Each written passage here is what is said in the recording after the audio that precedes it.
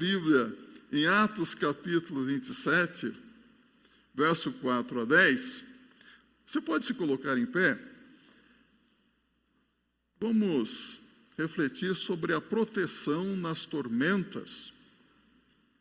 Atos capítulo 27, de 4 a 10, assim diz a palavra de Deus: E partindo dali fomos navegando abaixo de Chipre, porque os ventos eram contrários, e tendo atravessado o mar ao longo da Cilícia e Panfilha, chegamos a Mirra da Lícia, e achando ali o centurião, um navio de Alexandria, que navegava para a Itália, nos fez embarcar nele. E como por muitos dias navegássemos vagarosamente, havendo chegado apenas defronte de Cnido, não nos permitindo o vento ir mais adiante, navegamos abaixo de Creta, junto de Salmone, e costeando-a dificilmente, chegamos a um lugar chamado Bons Portos, perto do qual estava a cidade de Laséia. E passando muito tempo, e sendo já perigosa a navegação, pois também o jejum já tinha passado, Paulo os admoestava, dizendo-lhes: Senhores, vejo que a navegação há de ser incômoda e com muito dano, não só para o navio e carga, mas também para as nossas vidas. Vamos agora um pouco mais à frente, os versos 41 a 44.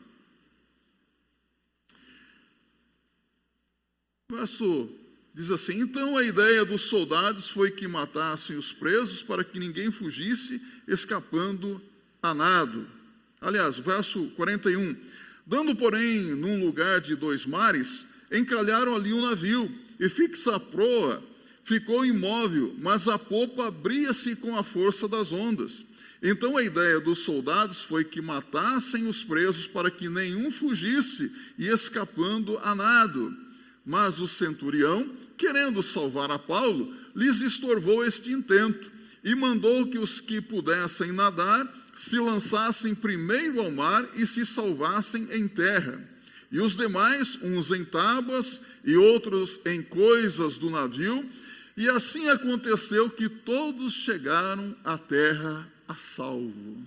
Deus abençoe a sua palavra em nossos corações. Podem se assentar. Proteção nas tormentas. Você já enfrentou alguma tormenta? Uma tormenta inesperada, assustadora? Quem não enfrentou, que bom, não é? Mas quem já enfrentou sabe o que é isso, não é? Mas nós vemos na palavra de Deus que Paulo, ele tinha um desejo muito forte de pregar as boas novas do Evangelho a todas as pessoas. Ele desejava a salvação dos judeus, dos seus compatriotas, e desejava a salvação daqueles que estavam longe. Ele tinha um desejo no seu coração de chegar até a Espanha e a Roma, porque entendia que a vontade de Deus era a pregação do Evangelho a todas as pessoas. Tanto que em Romanos, capítulo 1, no verso 16, ele diz: Porque eu não me envergonho do Evangelho de Cristo, porque é o poder de Deus para a salvação de todo aquele que crê, primeiro do judeu e também do grego. Ele tensionava chegar à Espanha e a Roma, mas às vezes as coisas não acontecem como nós queremos na vida, não é? Às vezes nós traçamos planos, projetos e as coisas mudam. Só que Deus realmente pretendia que Paulo pregasse a palavra em Roma.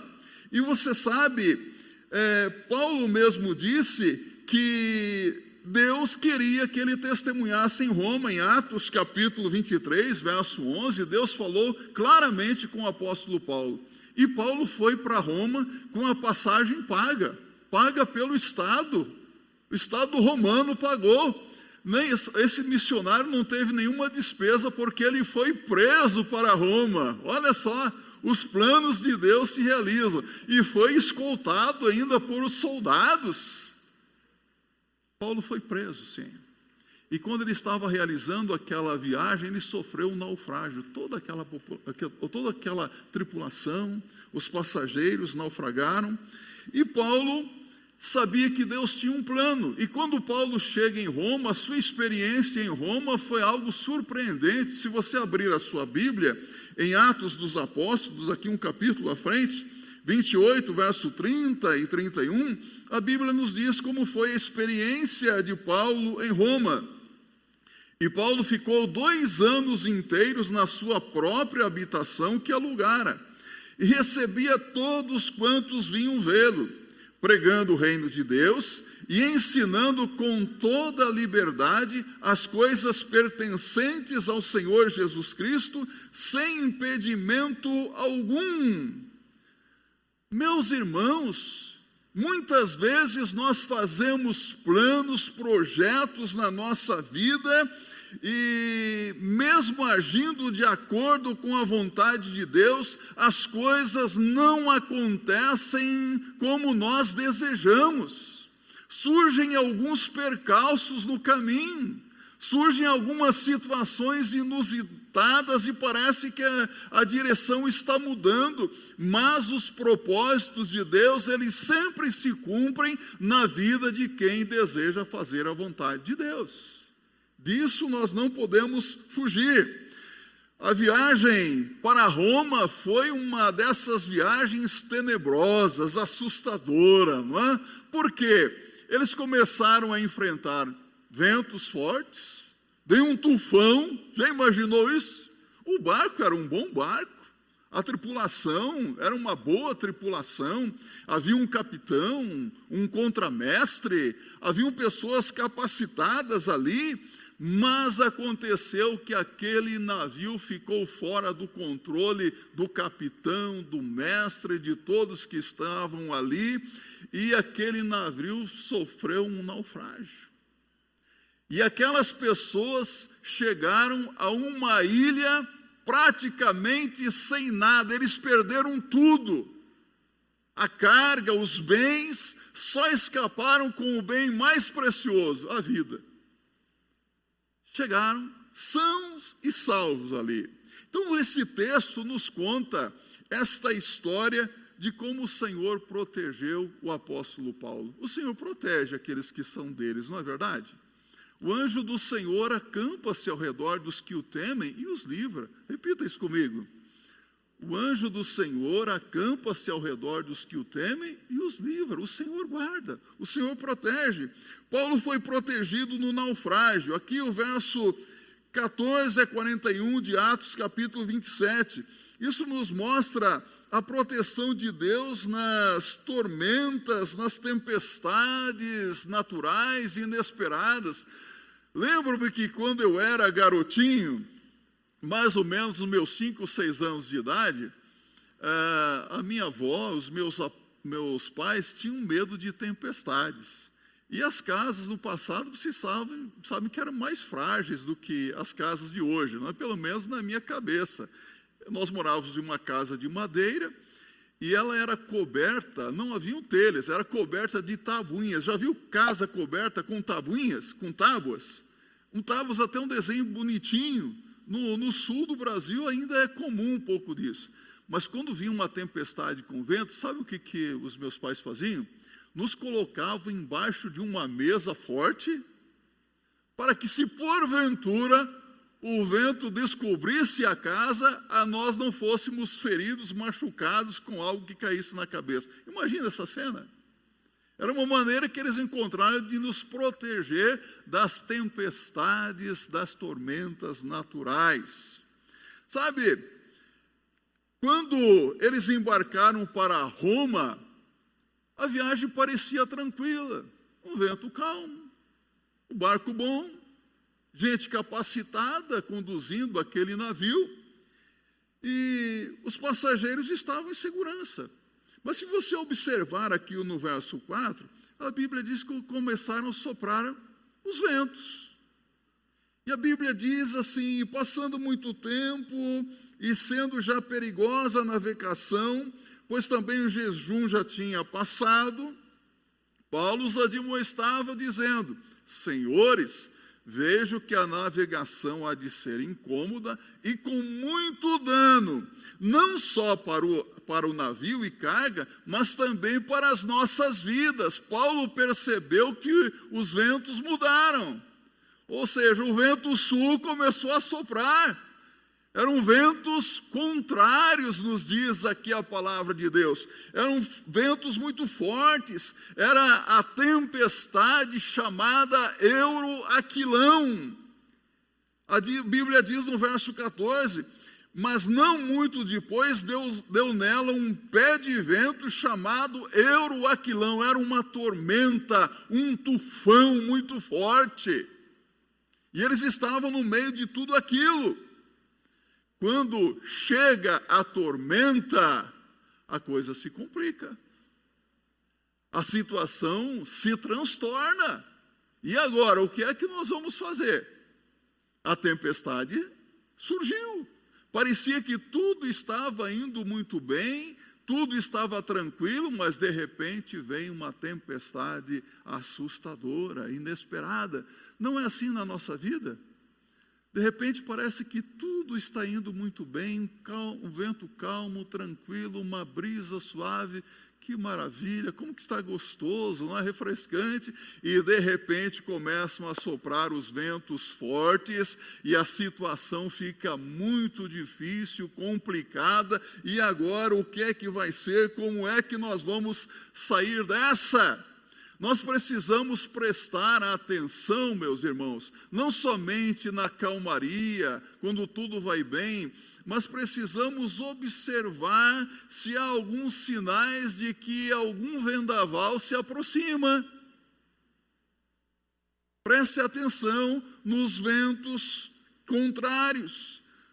Quantas e quantas vezes nós sofremos na nossa vida porque nós não prestamos atenção nas coisas que estão acontecendo à nossa volta. Nós ficamos meio que perdidos. Ora, se você sai para dirigir, você tem que prestar atenção nas placas de advertência, não tem? Você tem que respeitar os sinais, porque se você não seguir as placas de advertência, você vai sofrer as consequências de ser um infrator, não é? Você vai ser multado e poderá ter a sua carta suspensa ou até mesmo perder a sua carta, ou provocar um acidente. Então preste atenção às sinalizações da vida, porque se nós não seguirmos as sinalizações, nós podemos sucumbir. Nós podemos entrar no olho do furacão, poderemos naufragar e até mesmo cair num abismo profundo. Compreende isso? Os ventos contrários. Precisamos prestar atenção nas coisas. Por exemplo, no que diz respeito à nossa vida espiritual. Como é que está a sua vida espiritual? Está boa? Você entende que a sua vida cristã está seguindo dentro da normalidade? Ah, pastor, eu acho que está bom assim. Mas deixe-me perguntar, será que você realmente está gastando tempo na presença de Deus, em oração, na leitura da palavra de Deus? Ou você tem gastado mais tempo nas redes sociais, navegando na internet ou assistindo TV e não se debruçando sobre a leitura da palavra de Deus, não gastando tempo em oração? São sinais. Se o filho, a filha não obedece o pai ou os pais, preste atenção nisso. As coisas não andam bem. Está chegando tarde em casa, de madrugada, alguma coisa está errada.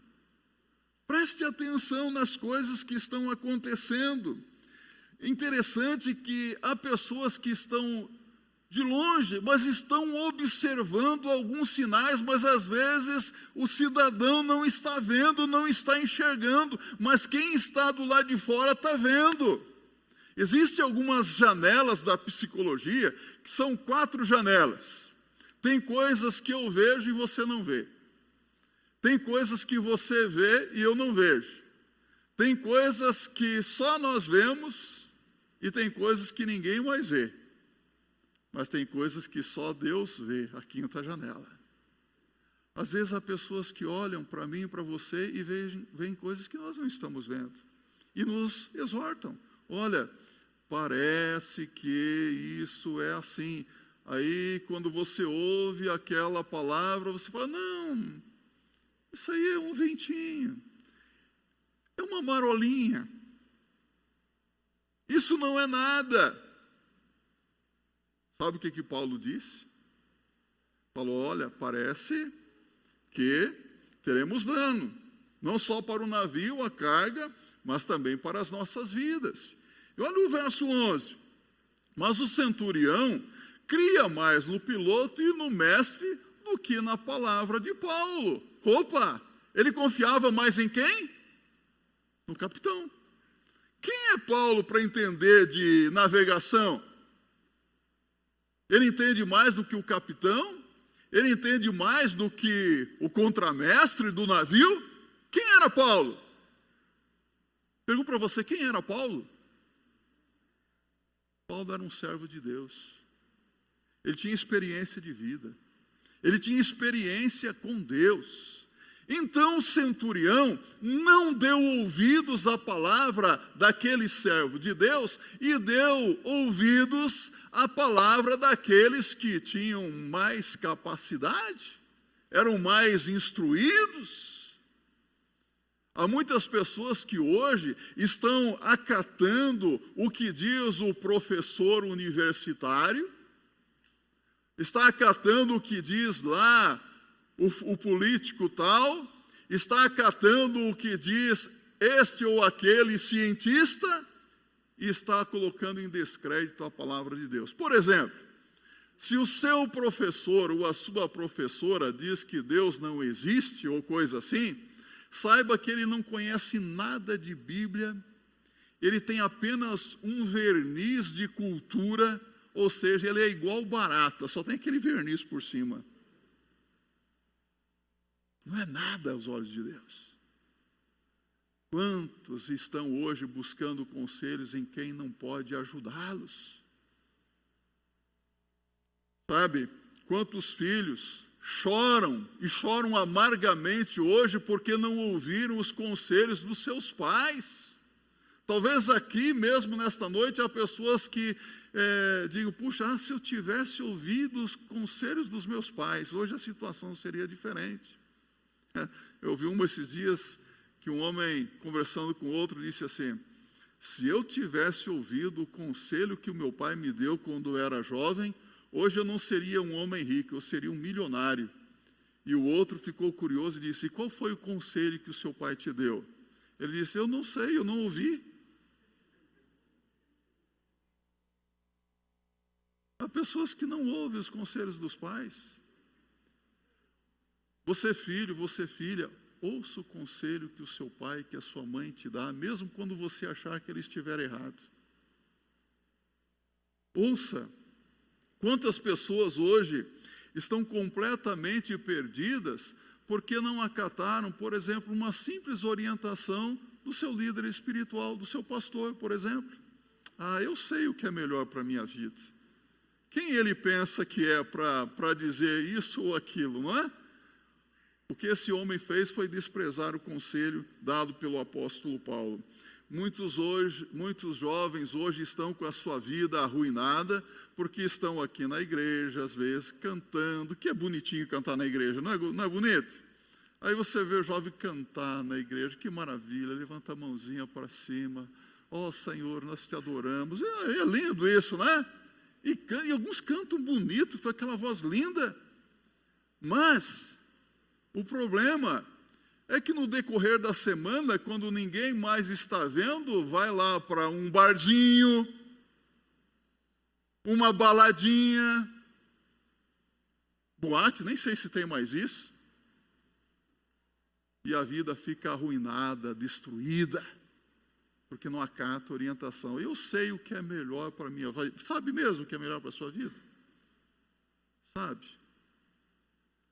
Preste atenção a essas coisas.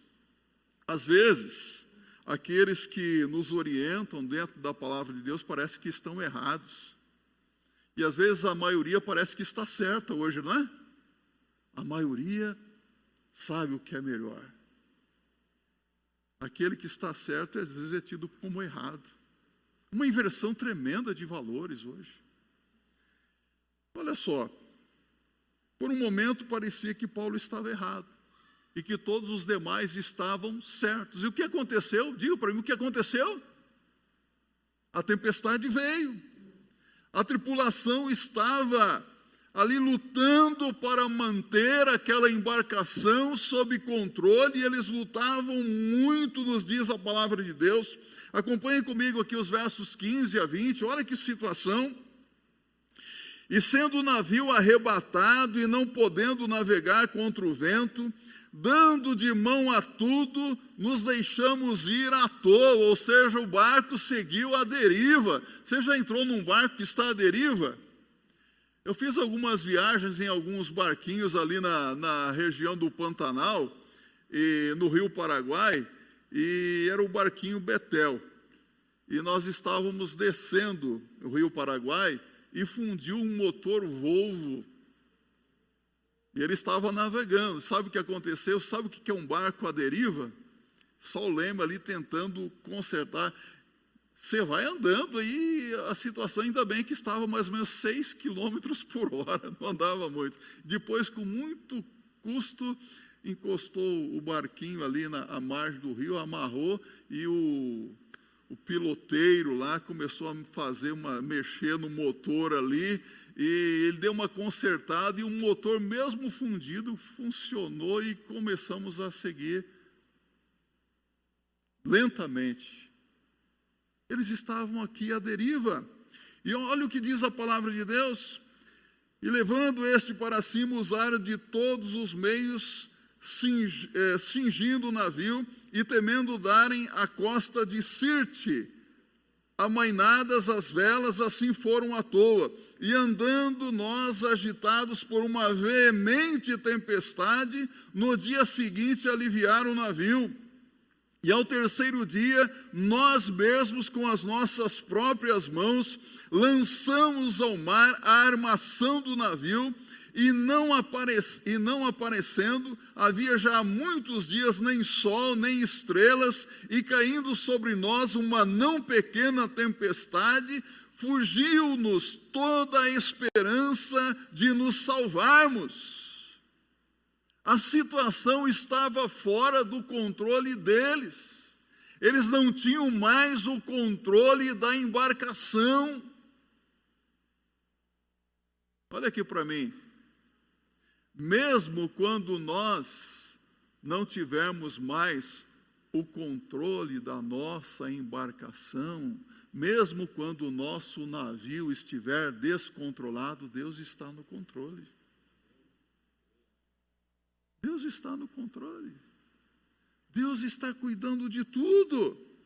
Note que eles precisaram se aliviar de cargas, de tudo, de bens, para salvar a vida. Houve um grande prejuízo ali, a embarcação se perdeu, os bens pereceram. Tudo foi por água abaixo, literalmente. E eles estavam assustados, desesperados. Fugiu-nos toda a esperança de salvar-nos. Talvez hoje muitas pessoas estejam vivendo assim, sem nenhuma esperança. Eu perdi tudo. Perdi os bens, perdi o emprego, a situação está fora de controle. Eu estou naufragando na minha vida. É como aquela pessoa que está nocauteada, só esperando o momento de que alguém jogue a toalha, né? Já assistiu aquelas lutas de pugilismo? Você vê que o indivíduo já está nocauteado, alguém precisa jogar a toalha.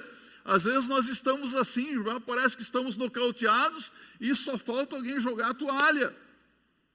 Quantos que estão a ponto de desistir de tudo? Eu vou desistir desse meu trabalho, eu não aguento mais isso. Se o meu patrão me mandar embora, que assim seja. Chega dessa pressão, chega dessa situação difícil, vou desistir disso. São muitas metas, O meu casamento está tão difícil. Quantas pessoas que hoje estão desistindo do casamento, não é? Hoje pela manhã eu estava conversando ali na classe Descoberta da Fé. O irmão disse: eu estou há 30 anos casado. O outro: eu estou há 25. Eu falei: eu estou há 29. Eu falei: mas hoje, quando você diz eu estou casado há 20, há 30, há 25 anos, você tem que dizer: eu estou casado com o mesmo marido, com a mesma esposa. Porque isso equivale. Porque alguns desistem do casamento e trocam de esposa, trocam de marido. Na verdade, só está trocando o nome do problema, não é? O problema vai continuar. E cá entre nós, homem ou mulher, só muda o SIC e o RG. É tudo igual. Não é verdade? Os problemas. Todo mundo enfrenta problema na vida. Lutas. Todos irão atravessar. Quando toda a esperança naufragou, Paulo tomou uma posição muito importante. Ele decidiu ser uma bênção no meio daquela situação. Ele decidiu que seria um instrumento não de morte, mas um instrumento de vida. Paulo não havia dito que os ventos eram fortes? Deus não havia revelado isso para o apóstolo Paulo? Sim ou não? E agora, quando acontece aquela situação, o que Paulo faz? Paulo fez como algumas pessoas fazem. Eu não falei para você que isso ia acontecer? Você não quis me ouvir? Agora sofra as consequências. Eu falei, eu avisei. Quantas pessoas que fazem isso? Sabe o que Paulo fez? Paulo decidiu ser uma bênção na vida daqueles que não acataram o conselho e a orientação. Um instrumento de esperança. Quando todos diziam: ora, nós estamos perdidos, todos nós vamos perecer, vamos morrer, Paulo procurou mudar aquela situação. E ele não procurou acusar ninguém, porque quando surgem problemas na vida, nós sempre procuramos encontrar os culpados. Quem é responsável por essa situação? Não é assim que nós fazemos? Quem é culpado por isso? Paulo procurou culpados? Não. Paulo agiu de forma diferente. Ele procurou solucionar o problema. Bem, nós estamos nessa situação difícil, então qual é a saída para essa situação? Qual é a resposta para essas perguntas que estão sendo feitas? Qual é a solução para o problema? Não é jogar mais lenha na fogueira, não é deixar a coisa pior do que já está, porque parece que para alguns, quanto pior, melhor. Não é isso que nós vemos? Não é assim. O servo, a serva de Deus é diferente, tem que agir de forma diferente, porque se nós fizermos como todo mundo faz, que diferença haverá em nós, meus irmãos? Por que as pessoas irão buscar uma palavra de vida em nós, se na hora do problema nós só sabemos murmurar, lamentar e dizer: não, é assim mesmo, vamos afundar? No meio daquela situação, Paulo era o único que tinha uma palavra de libertação, de salvação e de esperança. Só Paulo tinha a palavra de vida, meus irmãos. Só Paulo. Acompanhe o verso 22 a 24. Acompanhe na sua Bíblia. Mas agora vos admoesto que tenhais bom ânimo, porque não se perderá a vida de nenhum de vós. Opa! O que Paulo está dizendo? Ninguém vai se perder aqui, mas somente o navio, porque esta mesma noite o anjo de Deus, de quem eu sou, Paulo é de quem? De Deus. De quem que você é? Diga: eu sou de Deus. Eu sou de Deus. E se eu sou de Deus, Deus fala comigo. Se você é de Deus, Deus vai falar para você através da sua palavra. Ele diz: o anjo do Senhor, a quem eu sou e a quem eu sirvo, esteve comigo, dizendo: Paulo, não temas, importa que sejas apresentado a César, e eis que Deus te deu todos quantos navegam contigo. Ninguém vai perecer. As pessoas estavam preocupadas, angustiadas, e Paulo, como é que ele estava? Tranquilo, porque Deus falou com ele. Ninguém que estava com Paulo iria perecer. Paulo está cheio de fé. Paulo não está desesperado. Ele não está amedrontado. O medo atrapalha, não é? O medo atrapalha muita gente. Tem muita gente vivendo assustado, preocupado com tudo e com todos. Pessoas que têm medo de tudo. É como aquele marido que está deitado à noite em casa, na sua casa, e de repente um barulho lá na cozinha. E ele corajosamente acorda a esposa e diz: bem, tem um barulho lá na cozinha, vai ver o que está acontecendo. Cabra macho. Vai lá ver o que está acontecendo, bem. Mas tem gente que vive assustado, com medo de tudo. O que a palavra de Deus nos diz em 1 Timóteo capítulo 1, verso 7? Porque Deus não nos deu o espírito de covardia, mas de fortaleza, amor e moderação. Não é espírito de medo, não é espírito de temor. Não é esse o espírito que Deus nos deu. Paulo estava cheio de fé. Olha o que ele diz aqui. Porque esta mesma noite o anjo de Deus, a quem eu sou, a quem eu sirvo, esteve comigo. Ele estava na presença de Deus, em comunhão com Deus. Sabe, meus irmãos, nesta vida, muitas vezes, nós enfrentamos lutas, tribulações, adversidades, mas precisamos nos certificar se nós estamos no centro da vontade de Deus e se Deus está conosco. Porque se Deus não estiver conosco, aí a nossa situação está crítica. O que é que Jesus prometeu aos seus discípulos e também a nós, em Mateus 28, 20? Eis que estou convosco todos os dias, até quando?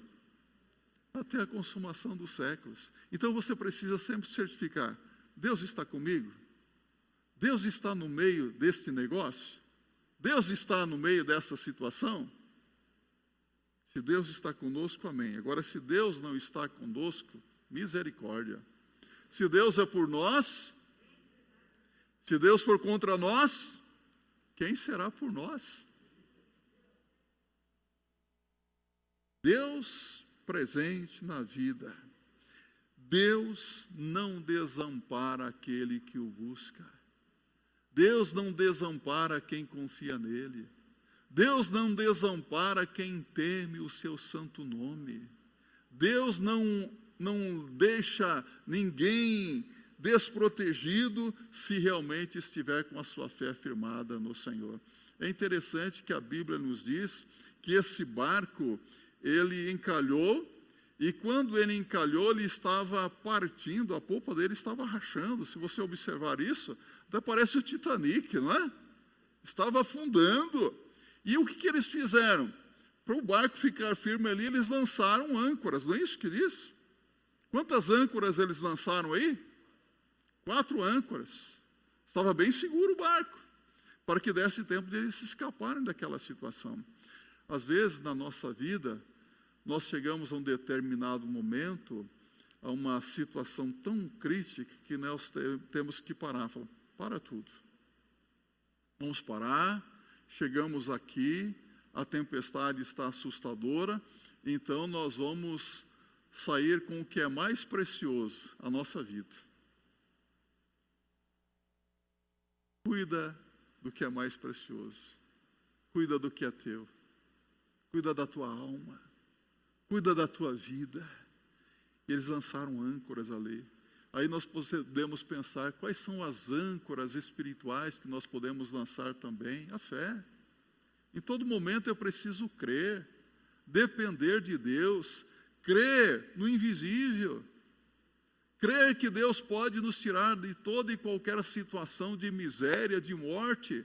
de toda e qualquer situação, por mais difícil que ela possa parecer aos nossos olhos.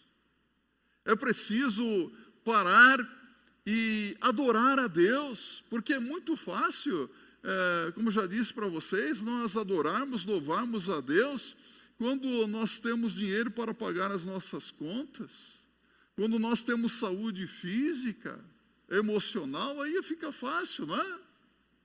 Quando nós temos projetos na vida, temos um bom emprego, aí é fácil, não é?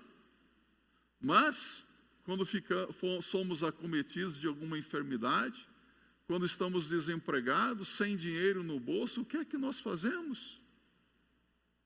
Consegue adorar a Deus nessa situação? Consegue buscar ao Senhor? É preciso ter convicção. Convicção de que Deus está no controle. De que o nosso barco não está à deriva. De que Deus está realmente agindo. É preciso, então, orarmos a Deus, meus irmãos. Pedir e dar-se-vos-á. Sabe o que eu acho interessante aqui? A Bíblia diz que eles oraram, e oraram intensamente. Foi Paulo que orou? Na hora que o calo aperta, até quem não é crente vira crente na hora. Todos começaram a orar. Se eu não me engano, aqui, mais ou menos 276 pessoas orando. Você pode imaginar isso? Eles começaram a orar e pedindo uma coisa muito simples. Sabe o que eles pediram? Senhor, que o dia chegue. Eles oraram para amanhecer logo o dia, para que eles pudessem ter visibilidade para se salvarem, para sair daquela situação. É interessante que Paulo, ele diz assim, verso 26, contudo é necessário, olha aqui, contudo é necessário. Há certas coisas que acontecem na nossa vida que são necessárias. Ah, meu Deus, por que isso está acontecendo? Deus tem um plano nisso. Deus está trabalhando com você. Deus está trabalhando na sua vida. Deus está trabalhando na sua família. É como se o Senhor estivesse ali burilando. O Senhor está como aquele homem que está ali com o seu cinzel trabalhando, fazendo uma escultura, tirando lascas. Deus está trabalhando na sua vida. São coisas que precisam acontecer. Depois de algum tempo, talvez você venha a dizer, foi muito bom ter passado por tudo isso para que eu aprendesse os teus desígnios, Senhor. É necessário. Às vezes, as pessoas pensam que vão sair das situações difíceis da vida por cima. Ah, tudo está muito difícil, mas quando eu sair dessa situação, eu vou ficar rico. Eu vou sair com bens, com riquezas. Qual que é a sua maior riqueza? A sua vida. A sua vida. Isso é o mais importante. Paulo saiu dessa tempestade apenas com a vida. Observe o verso 42 agora. Como que Paulo foi protegido também dos soldados. Quando o navio estava naufragando, qual que era a intenção dos soldados? Então a ideia dos soldados foi que matassem os presos para que nenhum fugisse escapando a nado. Então aqui, a palavra de Deus está mostrando que Deus protege os seus servos em situações de calamidade. Mesmo em situações de morte, Deus nos protege. Talvez você tenha sido livrado da morte em determinadas situações e você nem tenha consciência disso. As pessoas estavam armando ali contra a sua vida e Deus, pôs a mão. Ou talvez você viu que a situação era para destruir a sua vida, mas Deus foi lá e pôs a mão e impediu. Já esteve em situação de morte alguma vez? Alguém aqui já esteve à beira da morte? Quem guardou você? Quem protegeu você? Diga! Se não fora o Senhor, se não tivesse sido Deus, Deus guarda. Você sabe de uma coisa? Desde os primórdios, todos os servos de Deus têm sido perseguidos. Daniel foi lançado numa cova de leões, não foi? Quem que tapou a boca dos leões? O anjo do Senhor. Sadraque, Mesaque e Abidnego foram lançados numa fornalha de fogo ardente. Eu pergunto para você, quem que estava dentro da fornalha com eles? O quarto homem. Quem é o quarto homem? Senhor Jesus Cristo. É interessante. Quantos foram lançados dentro da fornalha? 3. Quando Nabucodonosor olhou para a fornalha, ele viu 4. Interessante a matemática de Deus, não é? 4. E um tinha a aparência dos filhos dos deuses. O Senhor estava ali com ele. Sabe, meu irmão, minha irmã, o povo de Deus já foi muito perseguido. A igreja do primeiro século foi perseguida. Os cristãos, eles foram presos, açoitados, amarrados, eles foram arrastados por cordas, puxados por cavalos, foram lançados nas arenas para serem devorados por leões, queimados em tochas vivas. E você sabe o que eles precisavam fazer para se livrar da morte? Eles só precisavam declarar publicamente: Kyrios Caesar, César é o Senhor. Você sabe o que eles diziam? Kyrios Iesos, Jesus é o Senhor. E eles morriam cantando, louvando a Deus. Então não pense que Deus vai livrar você de perseguições, de sofrimentos, de aflições. Se você for servo, serva de Deus, você vai passar por momentos difíceis na sua vida, mas o Senhor será contigo, Ele vai te guardar. E se Ele não guardar, pode ter certeza que você estará com Ele. Compreende isso? Não precisa temer perseguições. Quanta perseguição! Hoje a igreja está sendo perseguida. Cristãos estão sendo mortos, assassinados em todo o mundo e ninguém fala nada, está tudo pianinho ali, ó. É lamentável, porque nós vemos que no passado o socialismo, o comunismo exterminou com a vida de muitos servos de Deus. E hoje nós vemos crentes dentro da igreja, comunistas, socialistas, parece que não entenderam ainda a verdade da palavra de Deus. Entende isso? Não é questão de direita ou de esquerda, mas é uma questão de obedecer ou não a palavra de Deus, de crer que o Senhor é rei sobre tudo e sobre todos, que o Senhor está no controle de tudo. Não entendo isso. Crentes que, para não sofrerem perseguição, são favoráveis à descriminalização do aborto,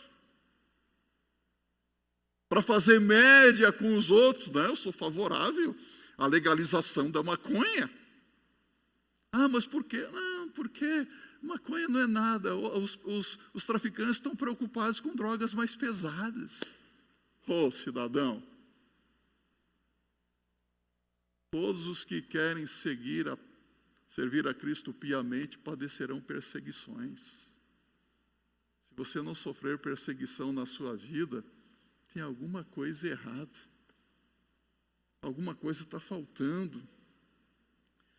Na verdade, todos os que estavam naquele navio foram salvos.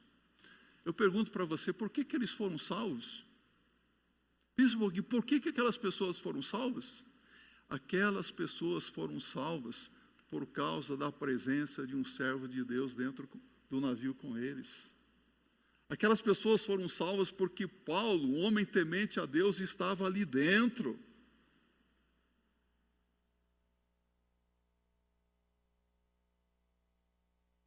Paulo era importante dentro daquele navio, não era? Olha aqui para mim, deixa eu perguntar para você. Você é uma pessoa importante da nossa sociedade ou não?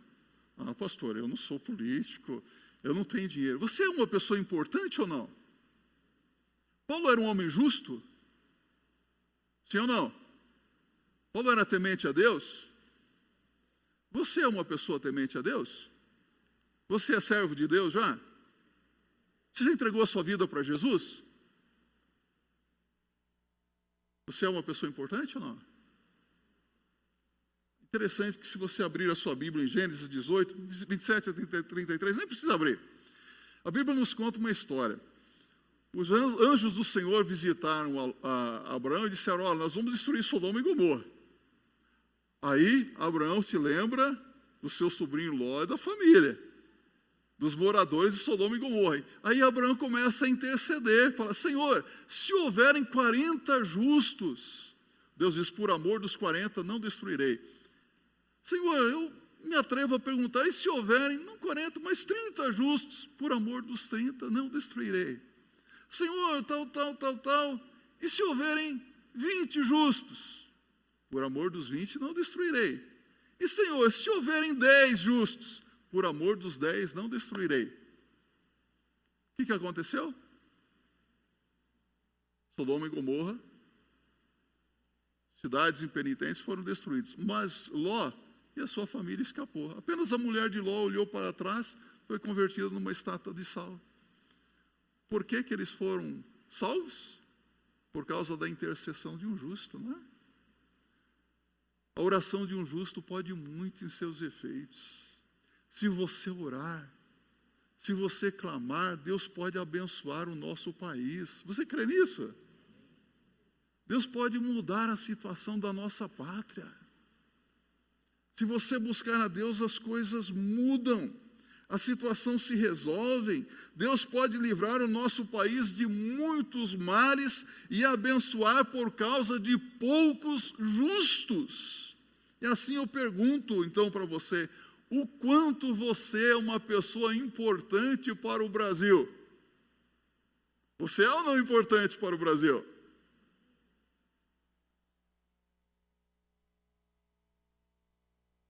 Paulo, de acordo com Atos 28, de 1 a 6, juntamente com toda aquela tripulação, 276 almas, naufragaram e chegaram a uma ilha chamada Malta.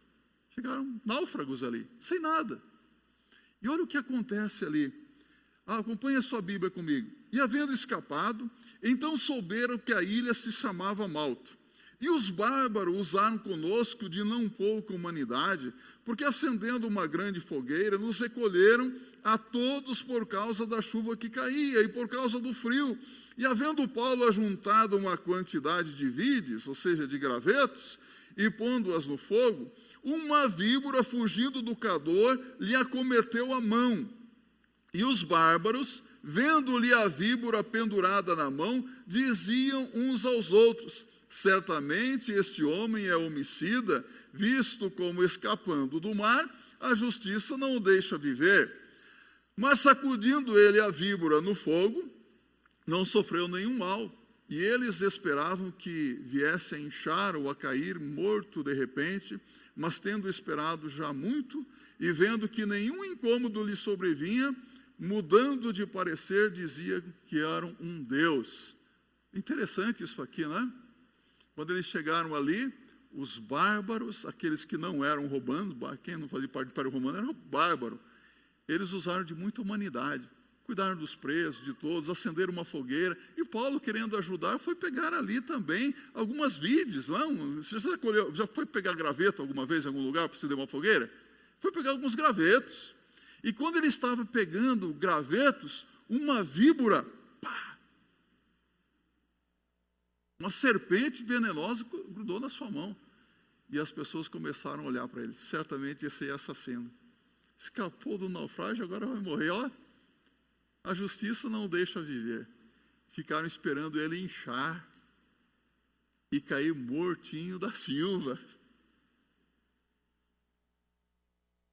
Sabe o que Paulo fez na situação difícil? Ele foi colher algumas vides catar gravetos. Deixa eu colocar uma coisa para você. Há momentos na nossa vida que chegamos a um determinado ponto, escapamos, então agora vamos vamos catar alguns gravetos também. Como é que você pode catar gravetos? Eu vou dizer uma coisa aqui para os irmãos, aqui os homens, depois vocês me paguem uma Coca-Cola no final do culto, tá? Irmã, seu casamento está difícil, a situação está complicada, comece a catar gravetos. O quê? Quando o seu marido chegar em casa, esteja ali poderosa, como vocês dizem, né? Poderosa. Ó, vai lá naquele salão de beleza, faz aquela chapinha, alisamento, alguma coisa assim. Cuida bem do cabelo, aquela maquiagem bonita, cheirosinha. Catou o graveto. Vai acender a fogueira do casamento. Amém? Hã? Olha que coisa linda. Precisamos começar, meus irmãos, a ajudar, a mudar as coisas. Há pessoas que só vivem reclamando da situação difícil, está desempregado, a situação está difícil. Eu lembro de um executivo, ele chegou para procurar emprego numa uma grande empresa, ele chegou lá de paletó e gravata, currículo impecável, e o diretor disse: não temos mais vaga, já foi preenchida a vaga. Ele falou: e tem vaga para alguma coisa? Ele falou: olha, tem vaga de porteiro na empresa. Ele falou: o porteiro tem que usar paletó e gravata? Ele disse sim. Ele falou: estou apropriado para a função. Sabe o que aconteceu? Ele foi promovido a diretor-geral da empresa, porque o dono da empresa disse: é de você que eu preciso. É de você que eu preciso. A situação está difícil? Vamos fazer as coisas acontecerem. Você, marido, agora as irmãs vão pagar uma Coca-Cola para mim. Dalzinho, está difícil a situação? Compra um presentinho, o marido, compra um presentinho para sua esposa. Enfia a mão no bolso. Vá lá. Compra algo para sua esposa. Qual foi a última vez que você deu um presente para sua esposa? Você lembra? Qual foi a última vez, irmão, não vai falar, qual foi a última vez que você deu um ramalhete de flores para sua esposa, um buquê de rosas? Você lembra? Ela lembra. Invista. Alguns têm um jacaré, um escorpião no bolso, né? Invista. Vai catar graveto. Vamos melhorar a coisa. Interessante aqui. Aí, você que está namorando, o pastor está romântico hoje, né? Você que está namorando, ou você que quer namorar, é a mesma coisa. Cuida bem da sua vida com Deus, da sua vida emocional, espiritual, e passe um perfumezinho. Branca, amarelo, vermelho, negro, tudo bonito. Tudo benção. Entendeu?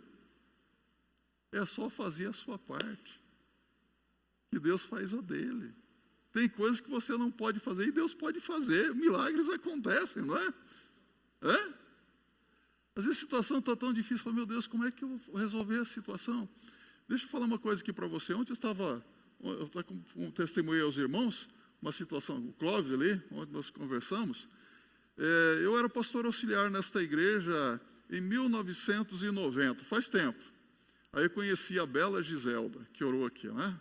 Cantava no coral. Coisinha mais linda de se ver, meus irmãos. Magrinha, bonitinha, cabelo todo encaracolado. Eu olhei e falei, Senhor, eu quero casar com essa aí. Aí comecei a namorar. Aí eu falei, vamos ficar noivos? Quando eu tiver condição financeira, nós vamos casar, mas vamos orar a Deus, né, para casar, tá? Tá bom. Ela aceitou, meus irmãos, pela fé. Falei, pela fé, um dia nós vamos nos casar. Falei, tá bom. Aí eu falei, Senhor, abençoa, Senhor. Eu ganhava, acho que 3 salários mínimos. O que é 3 salários mínimos? É difícil, né? Alugar um apartamento aqui, né? Sabe o que é isso, pessoal? É difícil. Aí eu falei, Senhor, eu gostaria de morar aqui no Brooklyn, é tão bom aqui, né? Eu passava, via esses apartamentos bonitos, falei que eu gostaria de morar aqui no Brooklyn. Não gostaria de morar lá na periferia, porque isso é tão difícil, né? E comecei a orar. Aí um dia tomou uma decisão lá de Cristo, uma jovenzinha aqui, Isildinha, lembra o nome dela? Lembra dela, Aminadab? A Isildinha, morava na Conceição de Monte Alegre, ali na esquina. Ela falou assim, pastor, eu aceitei Jesus, Deus está me abençoando tanto, e agora o deputado Mota, lá de Brasília, ele precisa de uma assessora para trabalhar com ele 4 anos. Ô pastor, eu estou num problema tão difícil, eu não quero alugar meu apartamento, está tão bonitinho aqui, é um apartamento de 1 quarto, todo mobiliado. Será que o senhor pode ver se na igreja tem uma pessoa de confiança para morar no meu apartamento, pagando só o condomínio? Falei, irmã, Deus já ouviu as suas orações.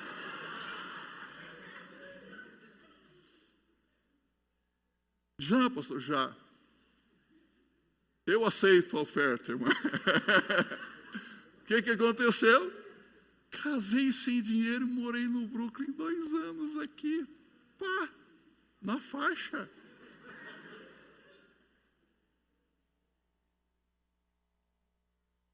Olha aqui, você crê que Deus pode fazer isso na sua vida, meu irmão? Nós não merecemos nada. Nós não temos nada. Mas se nós confiarmos em Deus, Ele nos tira de toda e qualquer situação difícil. E os planos de Deus, os propósitos de Deus na nossa vida, eles se cumprem. Creia nisso, não? Então, agora Paulo, servo de Deus, ele se torna uma bênção aqui no meio desse povo, e você pode ser uma bênção no meio da situação mais difícil também. É interessante que quando Paulo é mordido por aquela víbora, picado por aquela víbora, todos estavam esperando a morte de Paulo, não é verdade? Só estavam esperando ele inchar e cair. Deixa eu dizer uma coisa aqui para você, mais uma vez. Olha aqui para mim. Não pense, não se iluda pensando que todos que estão à sua volta estão torcendo para a sua vitória, para o seu bem. As pessoas só estavam esperando a queda de Paulo. Há pessoas que ficam, quando alguém está passando por uma situação difícil, fica torcendo para afundar mesmo. Você sabe, quando eu estava lá com o coronga, né? Coronavírus, mal, não aguentava nem respirar direito. Eu falei, Senhor, obrigado pelas orações do teu povo por mim. Aí eu lembrei de uma piadinha de um pastor, estava há muito tempo na igreja, e alguns diziam assim, Senhor, abençoa o teu servo, promova o teu servo para a eternidade. Você sabe, alguns até oram para Deus promover o servo de Deus. Senhor, mata ele logo. Mata ele logo. O que Paulo fez? Sacudiu a víbora, caiu no fogo. E a opinião daquelas pessoas sobre Paulo mudou, não é verdade? Pensavam que ele era um Deus, e ele não era Deus, ele era um servo de Deus. Eu não sei o que as pessoas pensam a seu respeito, mas pode ser que pessoas pensem muito mal a seu respeito. Mas o que importa a opinião das pessoas, se Deus tem você em um alto conceito, se Deus sabe quem é você? Se você se colocar nas mãos de Deus, Deus vai mostrar para todo mundo quem você é, para a glória do nome dEle. Enfrentando as tempestades, os temporais da vida, você precisa estar certo de que está no centro da vontade de Deus e que Deus está com você. Porque se Deus não estiver com você, aí a situação é crítica. Deus abençoe a sua vida. Que assim seja para a glória de Deus.